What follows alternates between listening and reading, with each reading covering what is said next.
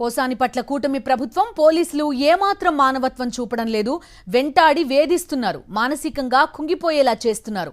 రాజకీయ కక్షతో పోసానిని తీవ్ర ఒత్తిడికి గురిచేస్తున్నారు. పోసాని విషయంలో అడుగడుగునా పోలీసుల వైఫల్యం కనిపిస్తోంది.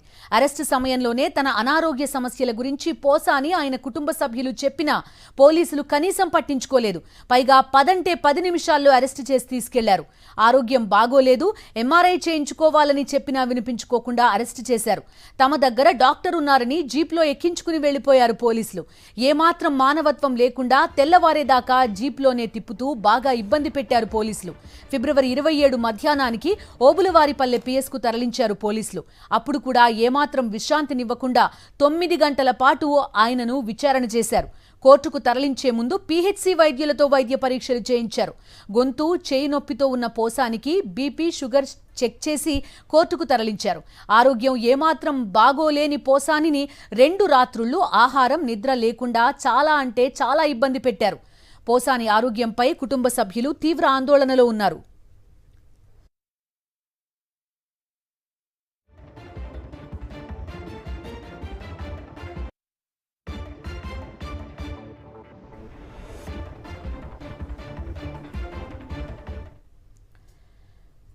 ప్రస్తుతం పోసాని కడప రిమ్స్ లోనే ఉన్నారు. అక్కడ ఆయనకి వైద్య పరీక్షలు చేస్తున్నట్టుగా తెలుస్తోంది.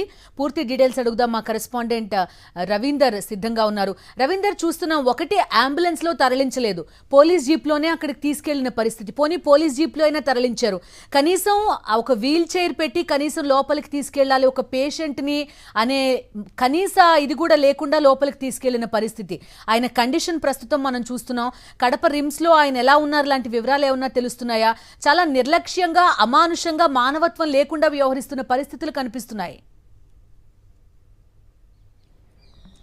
ఖచ్చితంగా బిందు, మొదటి నుంచి కూడా పోసాని కృష్ణమురళి విషయంలో రాష్ట్ర ప్రభుత్వం, పోలీసులు పూర్తి స్థాయిలో అత్యంత దుర్మార్గంగా వ్యవహరిస్తున్నారని కూడా మనం చెప్పుకోవచ్చు. ఎందుకంటే ఆయన అరెస్టు దగ్గర నుంచి ఈ క్షణం వరకు కూడా ప్రతి నిమిషం కూడా అత్యంత దారుణంగానే పోలీసులు వ్యవహరిస్తూ ఉన్నారు. చివరికి ఆయన అనారోగ్యంతో ఉన్నారు, తీవ్రంగా ఇబ్బంది పడుతున్నారు, సరిగ్గా కూర్చోలేకపోతున్నారు అనేటువంటి అనేక సమస్యలు ఉన్నాయి. అన్నిటికంటే ప్రధానంగా ఇప్పటికే ఆయన 3 సార్లు గొంతు సంబంధించి ఆపరేషన్ చేయించుకున్నారు. గతంలో గుండె ఆపరేషన్ చేయించుకుని స్టంట్ కూడా వేయించుకున్నటువంటి పరిస్థితి. ఇది కాకుండా హెర్నియా ఆపరేషన్ జరిగింది. దాదాపు 1 రోజుల పాటు పూర్తిగా బెడ్ రెస్ట్ తీసుకున్నటువంటి పరిస్థితి. ఇది కాకుండా గతంలో 3 సార్లు కరోనా కూడా పోసాని కృష్ణమురళికి వచ్చింది. అప్పటి నుంచి కూడా తీవ్రంగా శ్వాస సంబంధిత ఇబ్బందులు ఆయన ఎదుర్కొంటూ ఉన్నారు. ఇవి కాకుండా అదనంగా ఈ గుండె సంబంధిత వ్యాధి కానీ, అట్లాగే హెర్నియా ఆపరేషన్లు తదితర అనేక సమస్యలతో ఇబ్బంది పడుతున్నప్పుడు కూడా అత్యంత దారుణంగా రాష్ట్ర ప్రభుత్వం పైశాచిక ఆనందం పొందేందుకే పోసాన్ని అరెస్ట్ చేయడంతో పాటు ఆయన పట్ల అత్యంత దుర్మార్గంగా వ్యవహరిస్తుందని చెప్పుకోవచ్చు.